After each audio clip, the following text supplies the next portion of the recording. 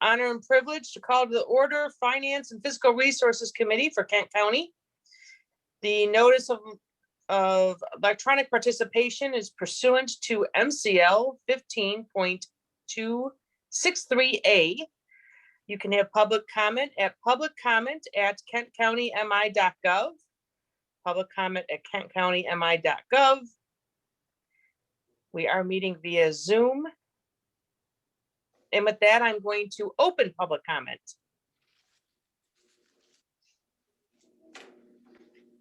So Pam, for those, you want roll first? We'll do roll first. So let's wait on public comment. We will do roll and get back to public comment.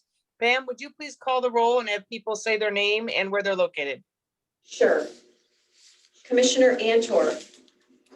Here, Sparta, Michigan. Commissioner Breivy. I'm here, Caledonia, Kent County, Michigan. Commissioner Volkowski. Present on Anishinaabe land known as Grand Rapids, Michigan, Kent County. Commissioner Green. Here, Plainfield Township, Kent County, Michigan. Commissioner Morgan.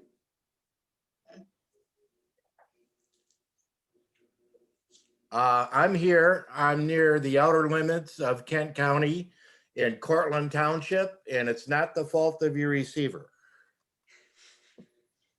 Commissioner Sparks. Present, Kent County, Kentwood, Michigan. Good morning, everyone.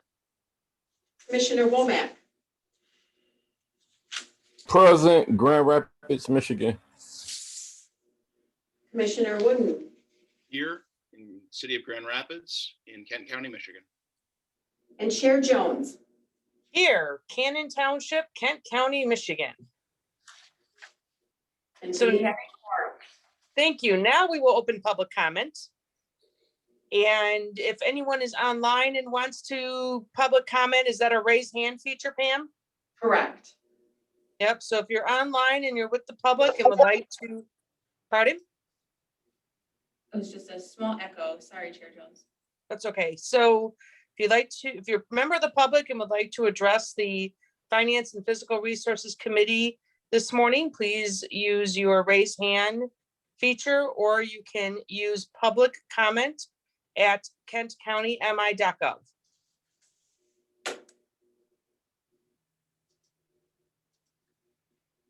Don't see any hands raised, and there are no messages in the public comment email inbox. All right, I will close public comment. That will take us to the consent agenda. Is there a motion to approve the consent agenda? Motion to move, Sparks. Support Breivy. Okay, moved and supported. Questions, comments, or discussion on the consent agenda? No hands are raised. All right, Pam, would you please take a roll call vote to pass the consent agenda? Sure. Commissioner Antor. Yes. Commissioner Breivy. Yes. Commissioner Volkowski. Yes. Commissioner Green. Yes. Commissioner Morgan. Yes. Commissioner Sparks. Yes. Commissioner Womack. Yes. Commissioner Wooden. Yes. Chair Jones. Yes, That motion passes. thank you. That brings us to item number 3 from Fiscal Services. Wayman, would you please cover the action request? Sure will. This is a recommendation to the Finance and Fiscal Resources Committee to approve $4 million transfer from the general fund to the 2020 Lodging Excise Tax Fund budget.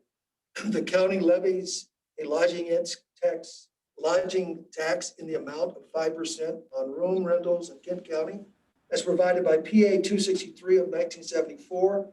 The revenue generated is eligible to be used for financing a conventions and entertainment facilities, principal and interest due on bonds. Promotion Tourism Administration has established a reasonable reserve for future bond payments. The unprecedented pandemic has created an estimated 7.6 million revenue shortfall in 2020 lodging excise tax in that fund. Funding is available in the 2020 general fund budget due to an estimated $12 million in budget lapse. It's recommended that $4 million of that amount be transferred from the 2020 general fund budget to the 2020 lodging excise tax fund to maintain the current fund balance and to meet future escalating debt service. The county general fund advanced $7.1 million to lodging excise tax fund between 2008 and 2015. The current outstanding balance of the advance is $6 million. And I did provide you with a memo to the Board of Commissioners this past week, and it's also in your packet that explains the request, the lodging tax, excise tax transfer, and it also gives a financial forecast for you to see, and we are here to answer any questions that you might have. Moved by Morgan. Support And is there- Polkowski. Okay, we have moved and supported. We will now take questions, comments, and discussion.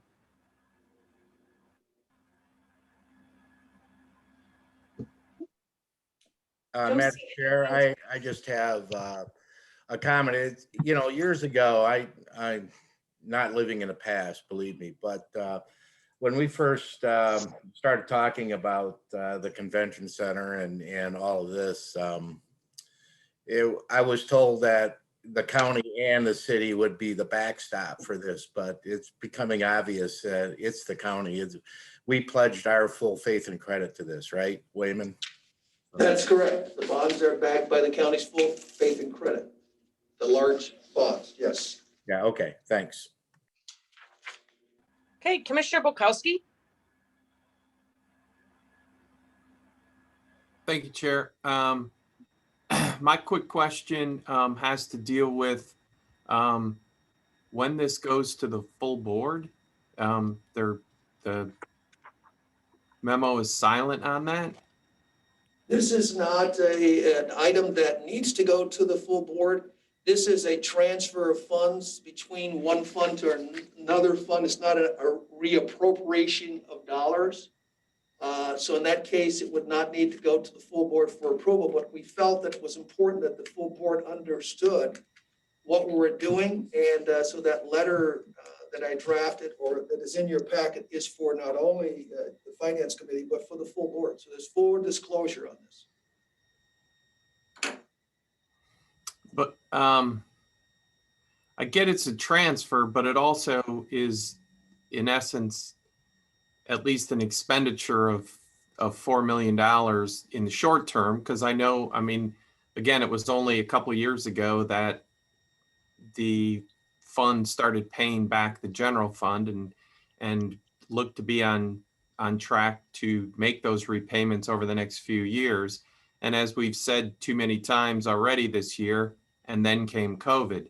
So that being said, again, it's like, I doubt there would be a no vote on this because, in essence, we have to do this.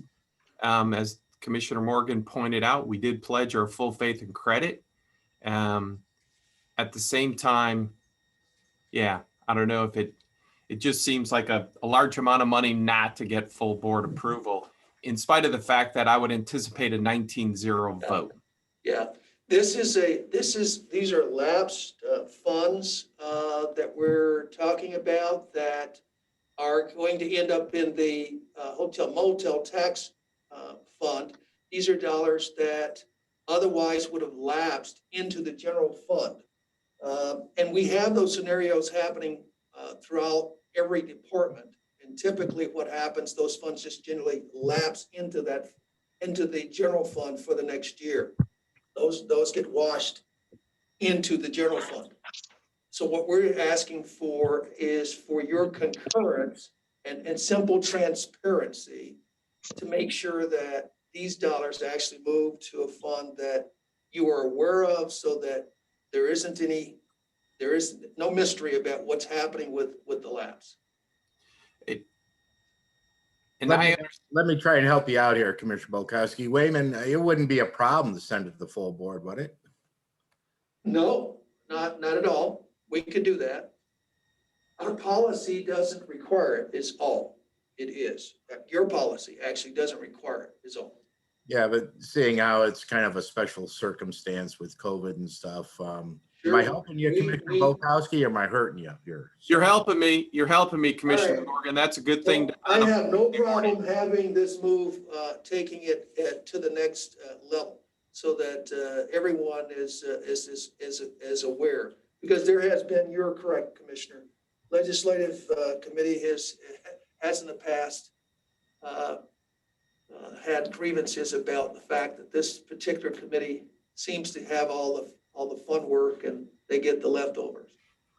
Well, I just want every board member to be aware and somewhat, be part of, this decision, I guess, Wayman. It's not a finance legislative thing to me. It's just maybe it could be a teachable moment to some of our new colleagues.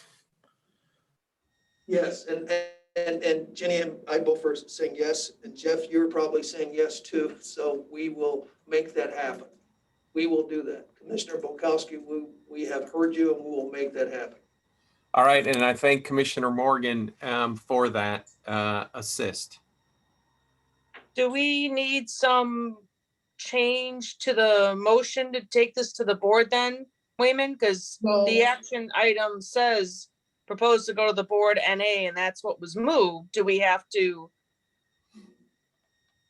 have a motion to adjust the action request? I don't believe so. Linda, are you there on the phone? I don't believe there's a need to change the particular action request. We'll just make sure that that happens, that this goes as a resolution to the board is simply what we would do. That'll be requested. Go ahead. I am here, Wayman, and I think when we don't need a motion at this meeting, but when it does go to the board agenda, we'll have to address the action requested and request that the board consent to this transfer. So we can't, I don't believe a formal motion to amend the action requested is necessary at this point. If the committee prefers that, we can entertain the motion to amend the action requested to request that the board approve the $4 million transfer from the general fund to the 2020 lodging excise tax fund. Well, why don't we just go ahead and do that so that there isn't, if we could get a friendly amendment for someone to say that the action requested is that the Board of Commissioners approve the $4 million transfer from general fund instead of the Finance Committee. If we could get that friendly amendment. Well, I'll make that motion to amend the Commissioner Morgan's original motion as Wayman just explained it.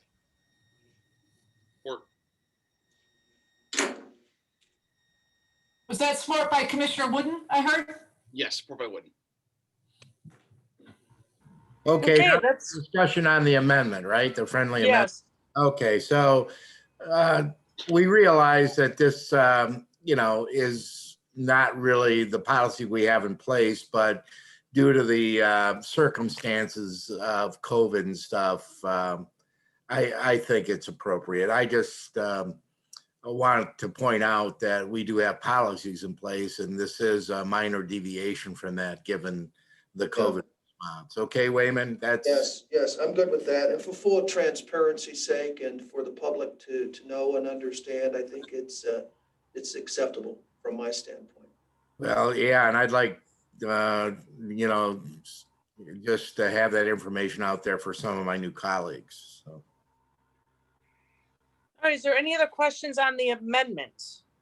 Well, as the amendment is to send it to the full board, I continue to concur with Commissioner Morgan, especially in light of, and I assume the next item does meet our policies as well. However, we're transferring $6 million to the Strategic Capital Fund, and it needs full board concurrence. So, we'll have to look at those policies in the sense of what is that threshold to require full board concurrence. But it just, and especially, again, people pay more attention to the full board instead of our committees, in spite of the fact we continue to educate people that the real work happens at committee more times than not.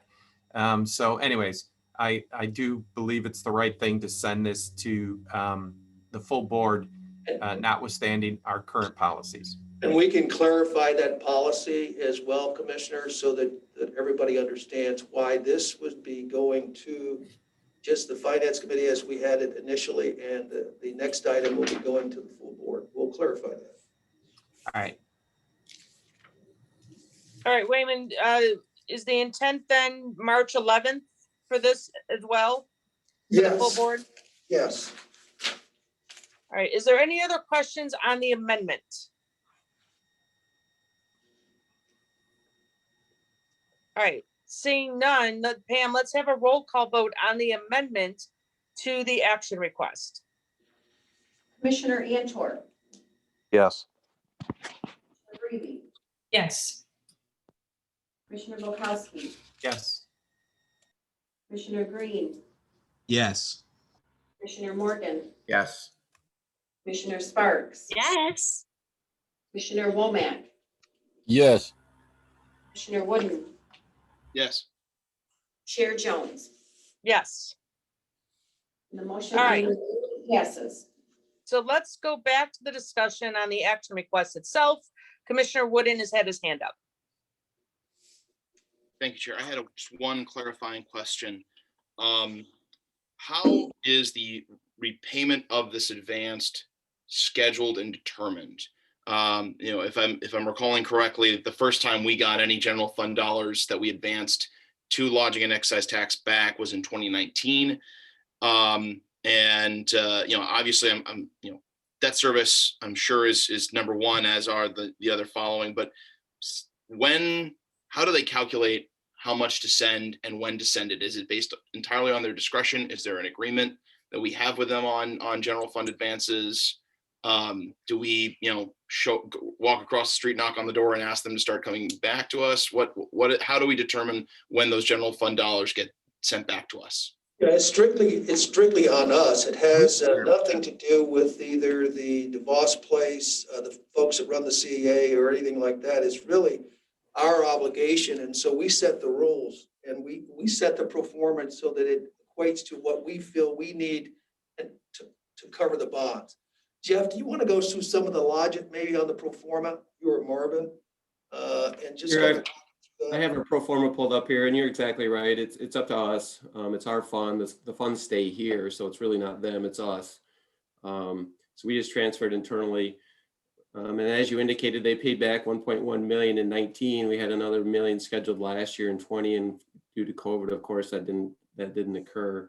The current pro forma, and again, this is based upon rough estimates because we just don't know how quickly they're going to return to normal revenue streams, has us beginning to be repaid again in 2026, $500,000. So, but we keep that schedule. We'll continue to monitor it and then make sure the bonds get paid off in 31.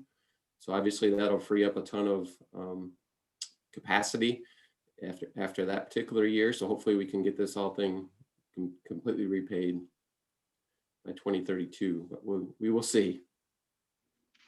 Perfect. That's really helpful. Thank you. Okay, Commissioner Morgan. Thanks for the second and last time on this issue. Hey, Jeff, we have the flexibility to make that a higher priority. That's just it's kind of a snapshot, right? I mean, if things improve, we could pay down this deficit a lot quicker, right? I mean, absolutely, Roger. We just based it upon keeping the minimum fund balance requirement, and that's when it penned out with our estimates right now. So if things improve quicker, we'll definitely advance that schedule for sure. Thank goodness for that minimum fund balance requirement policy. But yeah, if things improve, I'd like to see that us get repaid because, we tried to establish a sinking fund to kind of smooth out our bond payments over the years because they're all backloaded, right? And so I really appreciated the effort to smooth out those payments. So I'd like, when we start to improve, I'd really don't want to see that if our fund balance policy allows us to make sure that we make payments on this. So that's my 2 cents, Jeff. Okay. I completely agree.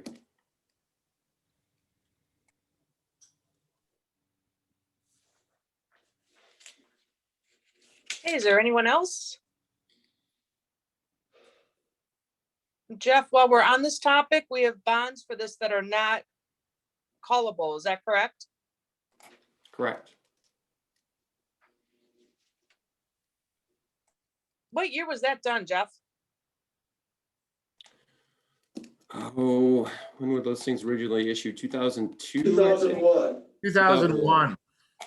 And those are the $84.6 million bonds, and they retire in 2031. And then there's a Series 213, which are callable, I believe, Jeff, and those are due to mature on 2024. There's $2.7 million that are there. So, Yeah, that one was refunded earlier already, so. yeah. Okay. So is there anything else on this action request item? No hands. Pam, would you please call the roll to pass the action request as amended? Commissioner Antor, Yes. Commissioner Breve, Yes. Commissioner Volkowski, Yes. Commissioner Green, Yes. Commissioner Morgan, Yes. Commissioner Sparks, Yes. Commissioner Womack, Yes. Commissioner Wooden, Yes. Chair Jones. Yes. That motion passes.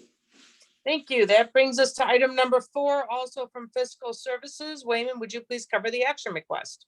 Yes, this is a request to the Board of Commissioners to appropriate up to $6 million to the 2020 Strategic Capital Project in the Capital Improvement Program, CIP Fund.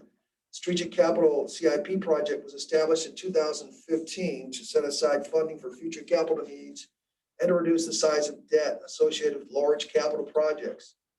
Any use of the strategic capital funding must be appropriated by the board before it can be spent. Funding is available in the 2020 general fund budget due to an estimated $12 million in budget lapse. It is recommended that we place up to $6 million in the strategic capital fund, in the CFP fund for the general fund budget. The current balance of the strategic capital fund is $4.4 million. And the letter that I just covered earlier has details about the strategic capital fund as well. And the last, next to the last page, we talk about the fund, what's in the balance and so forth. And we talk about some of the projects that have been used, projects that have been taken care of through that fund. And so there's quite a bit here. We're here to answer any questions you might have. There are things on the horizon that we should be prepared to deal with. And that's why we're recommending the $6 million be transferred to that fund. Thank Moved you, by Wayman. Morgan. Is there a motion to approve? Moved by Morgan. Support by Breve. Okay, moved and supported. We'll take questions, comments, and discussion at this time. Madam Chair, I have a comment if you'll let me. Please, go ahead, Commissioner Morgan. So I'm going to get on my soapbox a little bit here if Commissioner Bolkowski will indulge me. But Please, Commissioner, please do. okay, thanks. This is just one of our great planning tools, and this has been in place since 2015, and it just shows what sets us apart as Kent County and our planning. So I just think this is great planning, and everybody knows how I feel about CIP and taking care of our, of our infrastructure. So Wayman, I appreciate the discussion we had on this morning. Is there anything you'd like to add to that? No, I just appreciate the board's vision on this because we never know when we're going to have another pandemic. We never know when we're going to have another big catastrophe, a flood. I was thinking earlier this morning about, 5 years ago, we spent time to try to find $200 million from the federal government, a resiliency grant. We competed with other places around the country, never received that funding. And Kent County is small enough that we sometimes get overlooked. And I think the vision that this board has, recognizing that the economic growth and the well-being of this region depends largely upon your vision and your capacity to think through and be wise about what you need to put in place to protect all of the investments, from parks to airport to our Department of Public Works, everything that we have on the table. And so I think it's just wise business. You're always forward-looking and thinking about what next could happen, or what can we do to maintain our position and keep this community growing. We don't have issues that we see in other parts of the country, like Texas right now, for instance, the issues that are happening down there, or in Midland, where they didn't put good parameters in place and stopgaps in place. I'm very thankful that our team, from Al Giano to our emergency management team to our legal department, how they work together to surface these issues for us. And then the board decides that sometimes to put subcommittees together to take a look at these things further, like we did with the 3-step capital project. So I just think it's wise. Yeah, we don't have the 120 million that we used to have in our fund balance years and years ago. We don't have that level of support to do what we need. And then we saw what happened with the 2005 to 2006 recession, where we had to delay projects, we had to reduce the number of staff, we had to freeze wages, and you saw fit to put these, as we talked about, Commissioner Morgan, put this plan in place, which got us where we are today. And life goes on. Nothing stays the same. And if you don't prepare and plan for it, you just don't get it done. So I'll get off my... Commissioner Bukowski. Thank you, Chair. Yeah, thank you, Wayman, for that reminder of where we've been. And I do agree that this is a good tool looking forward. I agree wholeheartedly with Commissioner Morgan that we have to invest, in the sense of in our fixed assets. If you don't fix the roof, you're going to soon have to replace your foundation, because water is a tricky cat. That being said, the part that surprised me of this memo, and this has nothing to do with my vote today, but the paragraph related to a dam that we don't own, but a spillway that we do. And yeah, I look forward to very long conversations about the need for a dam at that spot. And yeah, I'll just, there's places up north where they're removing dams with great success, and to drop $6 million in support of a privately held asset, which is the dam, we just own the spillway. That's what surprised me of the memo. So I just look forward to a lot more details when that gets to our table for when we expend the dollars in this strategic capital fund. So I'll just note my surprise at the moment. Sure. Can I just comment briefly? Please. Sure. So the conversation has been for us, knowing that a portion of this infrastructure does in fact belong to a private company, but the portion that belongs to the county, there's a cost price tag on repairing it, and then there's a price tag of removing it. And that's the discussion. Either one or the other will need to take place. And that's the question at the end of the day. What do we do? And so we will provide you and the board more details on that. There's been lots of review and assessment of that that's taken place over the last 6 months. And the decision is going to be whether we move ahead with the concept that you just put on the table, remove it or repair it. Or sell it. All right, thank you. Okay, Commissioner Antor. Thank you, Chair.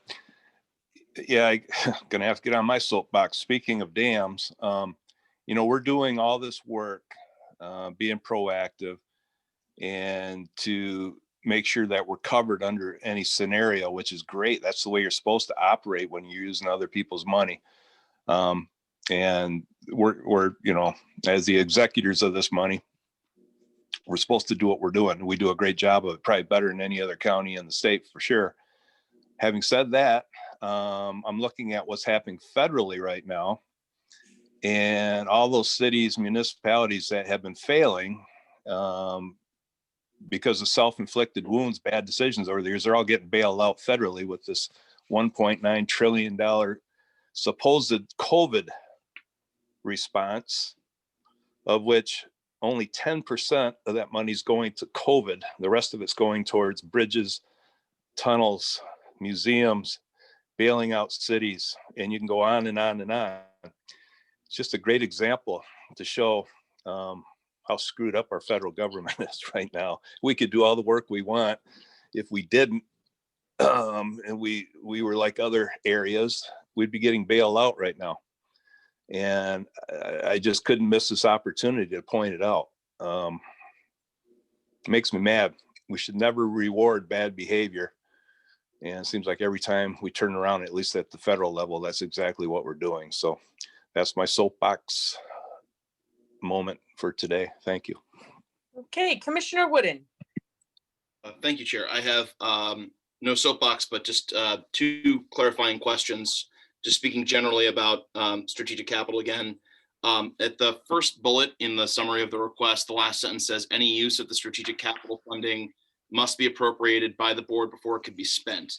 Just to clarify, even though we're appropriating these $6 million in general fund lapse to go to strategic, it will need to, because we have not designated it for a specific purpose, before it can be spent, it must be additionally, it must come back to the board for Correct. more vote. Correct. Correct. And then second, looking at the memo, the paragraph talking about how if we were to keep these funds in the general fund and let it lapse, spending down from it would be designated as deficit spending, which has other harmful ramifications when it comes to accounting practices and bond rating agencies. Just wondering if is it possible in the future to transfer any funds from strategic capital to a New Year's general fund? Could these be transferred to the 2021 general fund and not be designated as deficit spending? Jeff, you want to try to see if you can answer that one?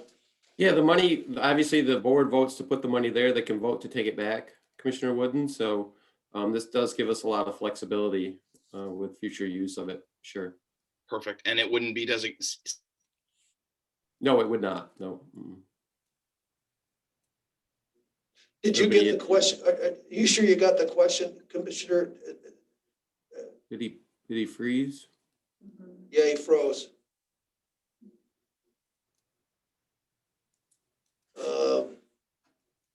Madam Chair, we can follow up with Commissioner Wooden to get any other additional questions. A new gen line.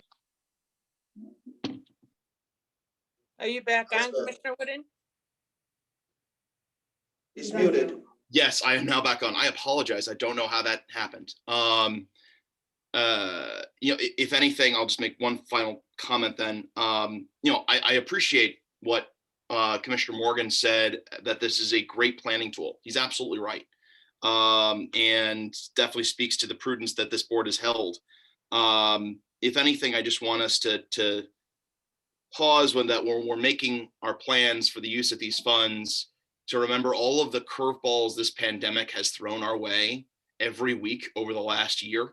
And that while things are looking bright, we're not out of, and we may in fact have curveballs thrown our way that may need response in this pandemic, just as much as planning for the next one and for other crises that may occur.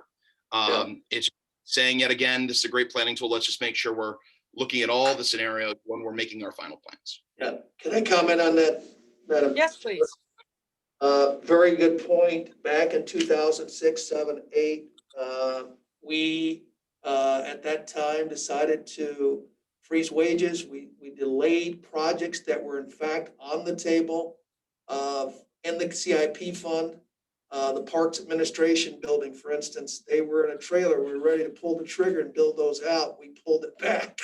We said we can't do it. So exactly your point.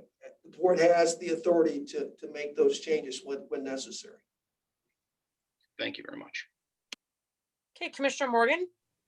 Thanks. And Wayman, thanks for reminding me my chair years there of 2006, 7, 8, and 9. It was a lot of fun to say the least. But what I want to say and reiterate is, we vote to appropriate this, and as the Commissioner Wooden said, so I mean, and Commissioner Bolkowski, we're going to get a real good look as these things come to the board. But as the other thought, I'm just glad that we're in a position that we don't rely on bailouts or begging or going to other municipalities or, for our mismanagement. So I don't think we're mismanaged. I don't, far from it here at Kent County. I think that we do a lot of due diligence in our decision-making. I'm just very appreciative of staff and their work as, we start planning and do our strategic planning and the input of the county commissioners. And the reason we can do a lot of these programs is because we are well managed and we conduct our business, I think, with smart planning. So I'll step off now, but just glad we're in a position we're in, because I don't think you'd see half these programs if we were relying on other government agencies to bail us out. So thank you. Thank you, Commissioner Morgan. We don't have any other hands. Is that right, Pam? Hey, Commissioner Bukowski just raised his hand. Commissioner Bolkowski. Yeah, I mean, I simply want to continue to reiterate my support for the good planning that we have done and that we continue to do.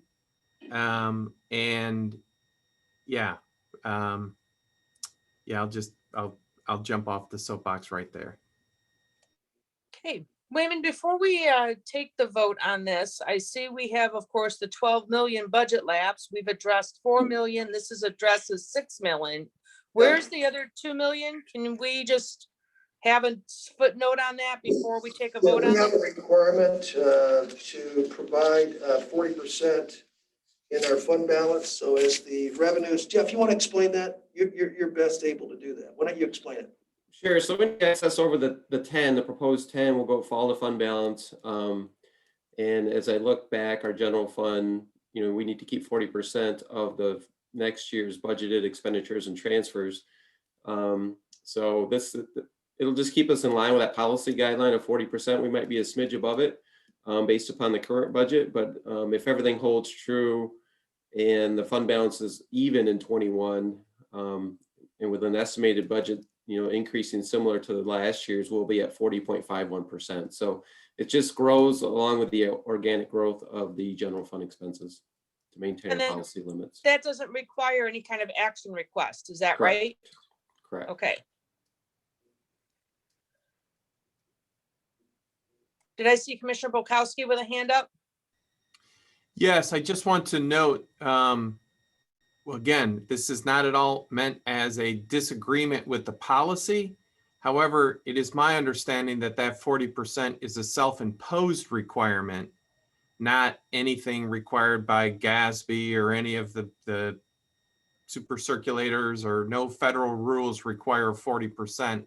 That's our prudent number that we have chosen to put in our policies, correct? Correct. And it's based on what we experience, the ebbs and flows of what needs to be paid throughout the year and when our tax receipts come in and so forth, so that we're able to pay our bills. We never are behind. The state of Michigan doesn't always pay theirs on time, so we have to keep enough in our pocket to be able to pay what we need to pay for. That's where that policy came into play. Thank you. Yes. How nice is it that we don't have to borrow to cover payroll? Yay, Kent County. That's a well-run organization. All right, we don't see any other hands. Let's go ahead and take the roll call vote on passing agenda item number 4. Pam? Commissioner Antor, Yes. Commissioner Brady, Yes. Commissioner Bukowski, Yes. Commissioner Green, Yes. Commissioner Morgan, Yes. Commissioner Sparks, Yes. Commissioner Womack, Yes. Commissioner Wooden, Yes. Chair Jones. Yes. That motion passes. That brings us to item number 5 from the Health Department. Wayman, would you please cover the action request? Sure. This is a request for the Board of Commissioners to approve amendment number 3 to the Health Department's comprehensive planning, budget, and contracting agreement through the Michigan Department of Health and Human Services, accept and appropriate $2 million to the 2020-21 Health Fund budget, and authorize the board chair or designate to execute the agreement. And any amendments and increases to the grant appropriations not to exceed 50% of the original award. The Health Department has received the supplemental award for COVID immunizations of $2 million to be used for costs related to the administration of COVID-19 vaccination. Eligible expenses including staffing of the vaccination clinic, supplies, communications, outreach, paid media, contractual services, venue rentals, transportation costs, and indirect costs. These funds will allow the Health Department to focus efforts at the West Michigan Vaccination Clinic, DeVos Place, the Vaccination Clinic at Fuller Campus, the Health Department, as well as working with the community partners to identify specific community vaccination sites for vulnerable populations. Funds will also be used to meet the needs of those who require transportation to get to vaccination appointments. In addition, funding will support the development of communications in a county outreach campaign and the importance of getting vaccinated and addressing vaccine hesitancy in the community. The grant period is January 1, 2020-21, September 30th, 2020-21. Project signature, corporate council review and approve all documents. This action is related to COVID-19. Thank you. Is there a motion to approve? Moved by Breve. Support by Sparks. Moved and supported, and we'll take questions, comments, and discussion. Commissioner Wooden. Thank you, Chair. First, great to see that we're getting more funds for our vaccination efforts. I had a quick question. Looking at the grant summary that was attached, it looks like most of these funds I'm seeing existing public health nurse, existing medical assistants, existing public health supervisors. So if that's the case, are we going to be able to, if this is funding existing employees, will that free up funds that we previously appropriated for that work? And if so, do we have ideas on how we're going to be able to reutilize those funds in the health budget? I believe so, and Adam Lund is on the line. We've had quite a bit of discussion around that topic over the weekend, in fact. So Adam, you want to give us a summation of how these dollars could be used beyond and what it frees up for us to do otherwise?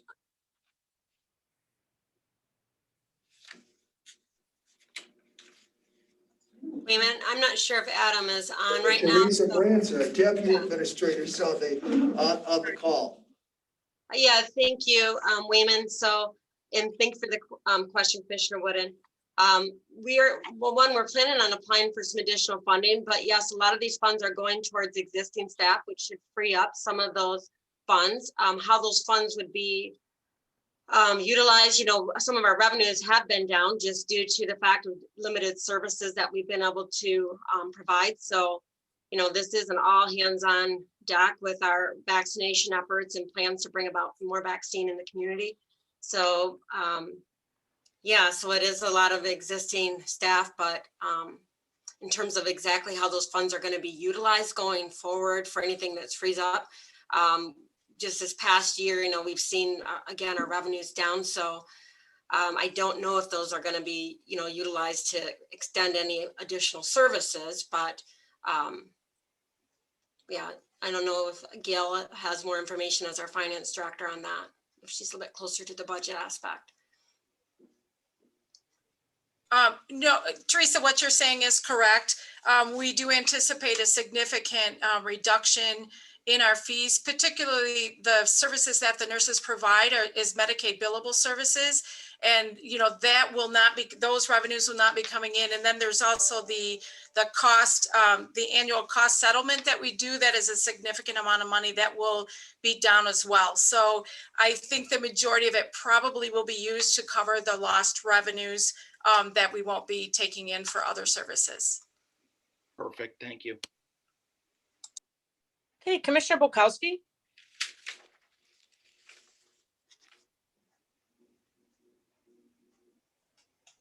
Sorry, lost my unmute button there. Just without getting too far into the weeds,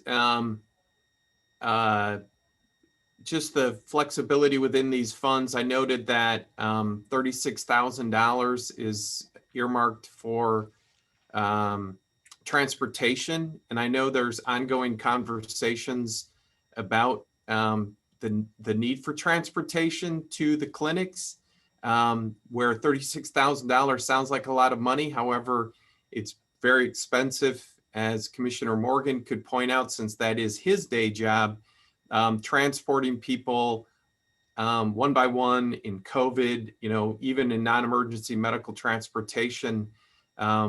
So just making sure that we do have the flexibility to move funds to transportation, or if transportation is extremely shockingly not needed, then we're able to move those funds to another part of this, this budget.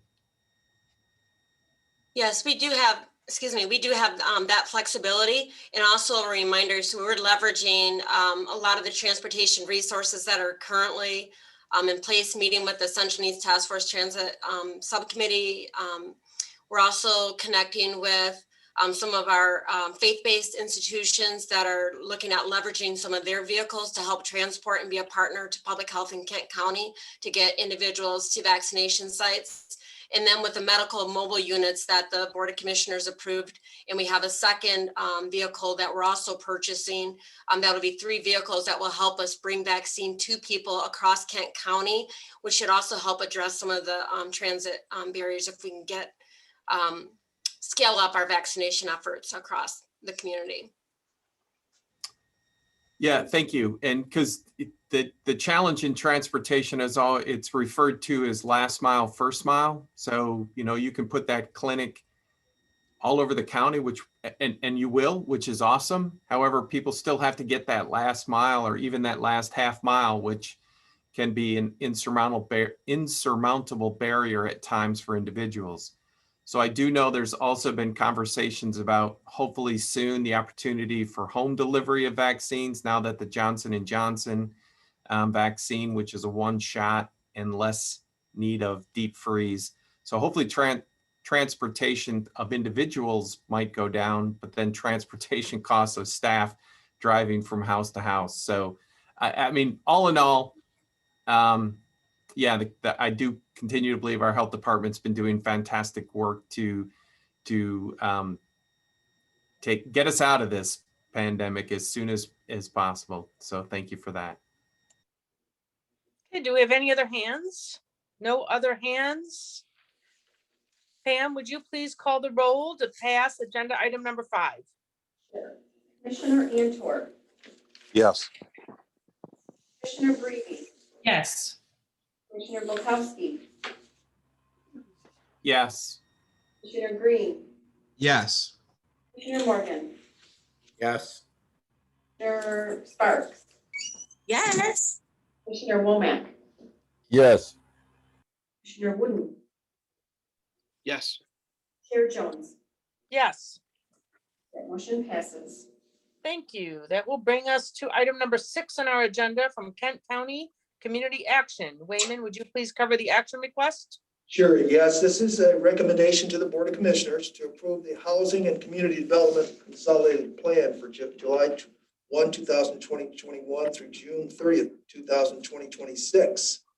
Kent County is qualified as an urban county, which establishes the necessary eligibility for the U.S. Department of Housing Urban Development for the county to receive funds for services to prevent homelessness, increase affordable housing, improve existing housing, neighborhood infrastructure, public services, and economic opportunity. Kent County and the city of Grand Rapids hired a consultant to create a consolidated plan which will benefit the Kent County community. Grand Rapids is presenting the consolidated plan to their respective commissioners for approval. The 5-year consolidated plan consists of housing and homeless needs assessment, a market analysis, and related goals and objectives, and is a prerequisite for obtaining community development block grant, home investment partnership, and emergency solution grants from HUD. In addition, the consolidated plan and assessment of impediments to fair housing was also conducted and concluded with the report. The summary attachment describes the goals and objectives of the 5-year consolidated plan and anticipated federal resources over the 5-year period based on recent funding amounts. The annual action plan that describes the specific funding plan for July 1, 2021 through June 30th, 2022 will be presented for approval in May of this year. Thank you. Is there a motion to approve? Moved by Wooden. Supported by Womack. Okay, we have moved and supported. We'll take questions, comments, and discussion. Commissioner Wooden. Thank you, Chair. Just glad that yet again, we're working on a consolidated plan for these HUD funds with the city of Grand Rapids and the other participating jurisdictions so that we can work on developing regional strategies to addressing housing affordability. I had one question. The assessment of impediments to fair housing. I remember it was either last year or even in 2019. As we all know, calendars have become a little bit more of a blur these days. We approved partnering with them on the assessment.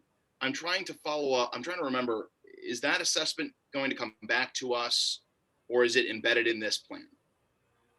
I believe it's simply embedded in the plan. Susan, are you there to help answer that, perhaps? I am Wayman, and the assessment to the impediments to fair housing is a separate plan, and it is still in the draft stages, but it's, it's like weeks away from being ready. And so it is part of the con plan. We have to do the assessment to do the con plan. Great. And so if anything, I would just urge that that assessment be distributed across the board. We already know it will, but given the most recent presentation we had with the Chamber and Housing Next, talking about the larger structural issues affecting housing affordability, I have a feeling the assessment itself will provide even greater confirmation of the larger market issues that we should act as a convener to address, so that we can ensure that we're tackling not just that we're tackling the systemic issues that are lying underneath our housing affordability problem, and finding ways that we can be supportive in that attempt. And so yeah, that was my only comment. Thank you. Okay, Commissioner Bukowski. Thank you, Chair. My question is, in looking at, the high level priorities, needs to be addressed under improved economic opportunity. One need is to improve high-speed broadband access, which the chair, the full commission chair has appointed a committee to look at broadband access and all of that. However, the activities to include in the next column over do not include expenditures on high-speed broadband access. I mean, this is a 5-year plan. It doesn't direct the exact expenditure. So my assumption would be if the activities included high-speed broadband access, that doesn't mean we have to spend money on it, but if it's not in there, can we spend money on it? I don't know if you catch my spinning of words there. Susan, you want to respond to that? I'm not real clear on what the regs would allow, but I'm assuming that if it fits the area median income and all the other parameters for where those dollars get spent and what they're spent for, I'm assuming that they would qualify, but Susan, can you help with that? Yes, and because this isn't a draft format, we can add those activities, but they would have been included also. This is kind of like a sample of what our consultant has come up with for our priorities. But the actual action plan, would that in fact pull some of that information in there? Or does it, or can it be even absent from that, Susan? And the annual action plan would need to have the activities identified in Right, every year going forward for the next 5 years. okay.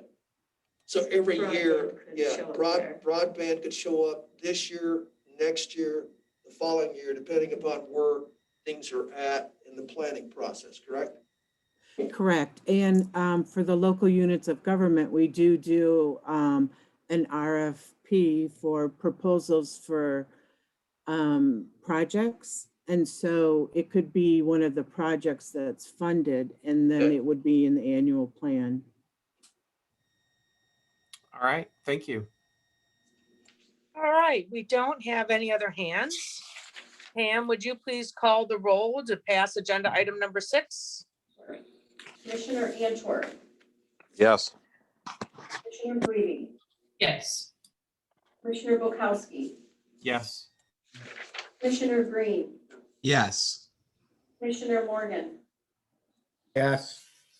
Commissioner Sparks, Yes. Commissioner Womack, Yes. Commissioner Wooden, Yes. Chair Jones. Yes, That motion passes. thank you. That brings us to item number 7 from Kent County Community Action. Is there a motion to approve? Motion by Want me to read it first? Support. I Oh, start. you know what? I'm sorry. I jumped right ahead to the part before we read it. So for transparency, and I just got so excited to move this one forward. Wayman, why don't we go ahead and read the action request? I'll see if I can breeze through it really quickly for you. This is one for the board to approve the Kent County Community Actions funding from HUD, authorized by the Coronavirus Aid Relief and Economic Security Act, CARES Act, to appropriate $1.4 million in revenue to the 2020-22 Community Development Block Grant COVID-19 program, and to authorize board chair to designate ex-youth grant agreement, approve extensions, amendments, increases to the grant appropriation not to exceed 15% of the original award. The CARES Act allocates an additional $1.4 million of HUD program funds to Kent County for a special community development block grant COVID-19 program. Board Resolution 528-2052 appropriated the original award in the amount of $1 million. The total grant award is now being increased to $2.4 million. The CDBG CV3 COVID-19 grant will reimburse costs of eligible activities incurred for pandemic response. The period of performance starting in July 1, 2020 and ending in July 1, 2026.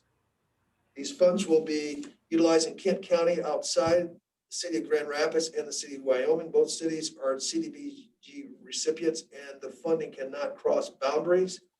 Eligible activities include small business grants to support businesses with COVID-19 related issues such as business stabilization, avoidance of job loss, short-term capital assistance and retention of low and moderate income employees, technical assistance, increased public service to include services targeted seniors and low to moderate income individuals, subsistence payments to prevent homelessness or prevent the shut off of utilities, and assisting the health department to increase its capacity and availability of a targeted health service for infectious disease response. Prior to signature, corporate counsel will review and approve all documents. This is, of course, related to COVID-19. Thank you. Now, Commissioner Womack, you moved that, Yes. and Commissioner Sparks, you supported that. Yes, you did. Commissioner Sparks? Are you there, Commissioner Sparks? Did we lose Commissioner Sparks? I see her on the call. She's muted. She is muted. I tried to unmute myself. I apologize. Yes, I That's did okay. support it. Thank you. Great. So we have moved and supported, and now we'll take questions, comments, and discussion on agenda item number 7.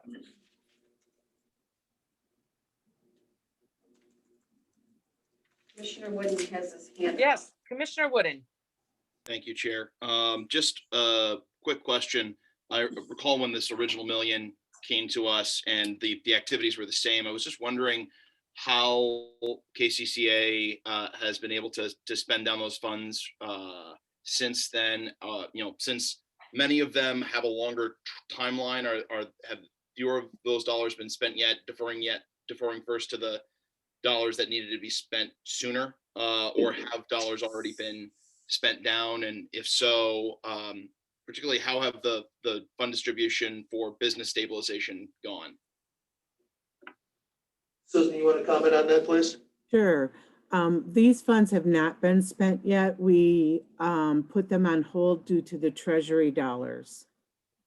And Perfect. so we are gearing up to spend those right now. Perfect. Thank you. Thank you. Hey, is there anyone else? Commissioner Womack has his hand up. Yes, Commissioner Womack. Yes, I have a question for Mrs. Cervantes.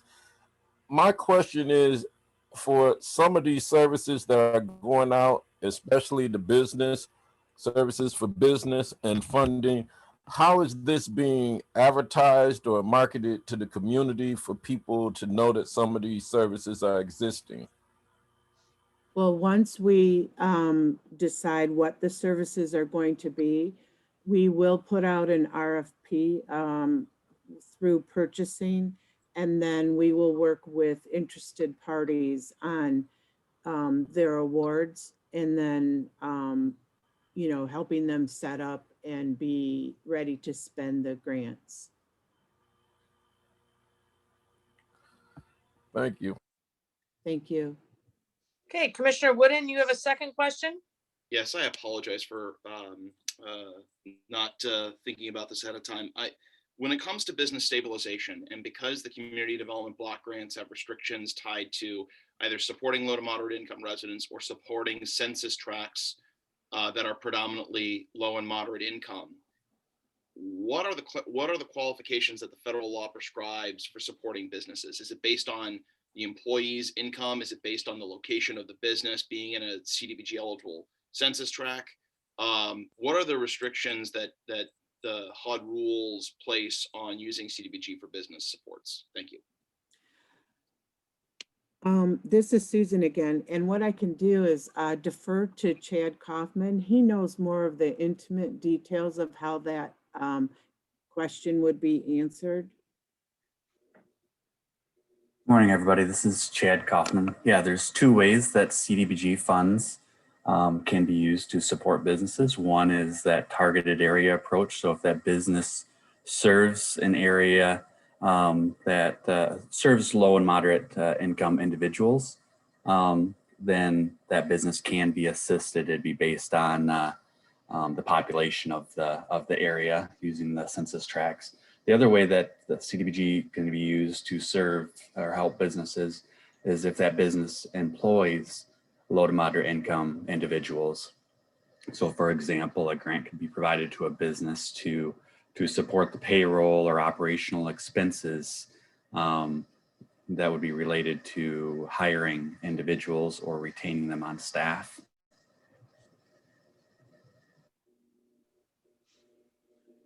Perfect. Thank you. Okay, is there anyone else? We don't see any other hands. Pam, would you please call the roll to pass agenda item number 7? Sure. Commissioner Antor, Yes. Commissioner Breve, Yes. Commissioner Volkowski, Yes. Commissioner Green, Yes. Commissioner Morgan, Yes. Commissioner Sparks, Yes. Commissioner Womack, Yes. Commissioner Wooden, Yes. Chair Jones. Yes. That motion passes. That brings us to agenda item 8 from Kent County Community Action. Wayman, would you please read the action request? You bet. This is a request of the Board of Commissioners to approve the Kent County Community Actions funding from HUD authorized by the CARES Act to appropriate $1.1 million in revenue to the 2020-22 Community Development Federal Project Fund for Emergency Solutions Grant program budget, and to authorize the chair or designate to approve extensions and amendments and increases to the grant appropriation not to exceed the 15% of the original award. CARES Act allocates an additional $1.1 million in HUD funds to Kent County for a special emergency solutions grant. And again, the board resolution 528-2053 appropriated the original award in the amount of $532,000. The total grant award is now being increased to $1.6 million. These funds will be used to prioritize the needs of persons experiencing homelessness or at risk of homelessness in the areas of Kent County outside the city of Grand Rapids and the city of Wyoming. Both cities are ESG recipients, and the funding cannot cross boundaries. Eligible activities include tenant-based short-term rental assistance and partnering with area shelters to pay for hotel motel vouchers. ESG CV2 COVID-19 grant will reimburse costs to eligible activities, occur for pandemic response with the period of performance July 1, 2020 and ending in July 1, 2022. Prior to signature, the corporate council will review and approve all documents. This is related, of course, to COVID-19. Thank you. Is there a motion to approve? Moved by Wooden. Support by Breby. Okay, we have moved and supported, and we'll take questions, comments, and discussion. Commissioner Womack. Yes, I have a question for Susan Cervantes. I have a number of residents in the 17th district that have called me during the pandemic. And one specifically that was kicked off of assistance or being eligible for any pandemic relief with 3 kids in the house. Any assistance on rent because she missed a virtual meeting. And some of the people are saying that people who are contacting them through DHS for these meetings, that a lot of times that their worker from DHS is late calling in on the virtual, so they have to kind of be available during an hour. And there's some situations with people and their internet, and I've had people call me trying to find out what it takes for them to appeal being kicked off during the pandemic. And I've also tried to make some calls to get some more information for people in my district. So that was one of my questions. Is there any appeal process for some of these single mothers who are suffering that are being kicked off for these being able to have any assistance from the CARES Act? Commissioner Womack, that's a really important topic, but one that doesn't directly relate to this action request. What I'd like to do is coordinate through Wayman, getting you a whole bunch of information that you need to help address those with constituents. Yeah, that would be great, because we were just kind of sidebarring here, something that perhaps DHS and our local DHS director, Tracy Fountain, and that group, we could get input from. And Commissioner Womack, Yeah, we do this regularly with questions that come from constituents. I rarely have a single constituent question that doesn't have me contacting staff. That's something very specific in order to do what we can from the county standpoint to help when we can. So this sounds like a question that specifically you should contact Wayman so that he can get to the right assistance for your answers. Did you have any questions specifically for this action request? Not at this time. Okay. Do we have any other questions for this action item? Commissioner Wooden has his hand up. Yes, Commissioner Wooden. Thank you, Chair. When it comes to the third bullet, persons experiencing homelessness or at risk of homelessness in our participating jurisdiction boundaries, I'm wondering, because being homeless is often one where you do not have a fixed location, how is one's eligibility determined? Is it based on where you are locating currently, or is it based on your last fixed address? Good question. Based on your last fixed address. So when we are helping with hotel motel vouchers or the homeless prevention, the address has to be outside of the city of Grand Rapids. Thank you. And then the city has their own ESG funds, and then they would help the ones that are in the city of Grand Rapids. Thank you very much. You're welcome. All right, we don't have any other hands. Pam, would you please take the roll to pass agenda item number 8? Sure. Commissioner Antor, Yes. Commissioner Breve, Yes. Commissioner Bukowski, Yes. Commissioner Green, Yes. Commissioner Morgan, Yes. Commissioner Sparks, Yes. Commissioner Womack, Yes. Commissioner Wooden, Yes. Chair Jones. Yes. That motion passes. Thank you. That will bring us to item number 9 from the Treasurer's Office.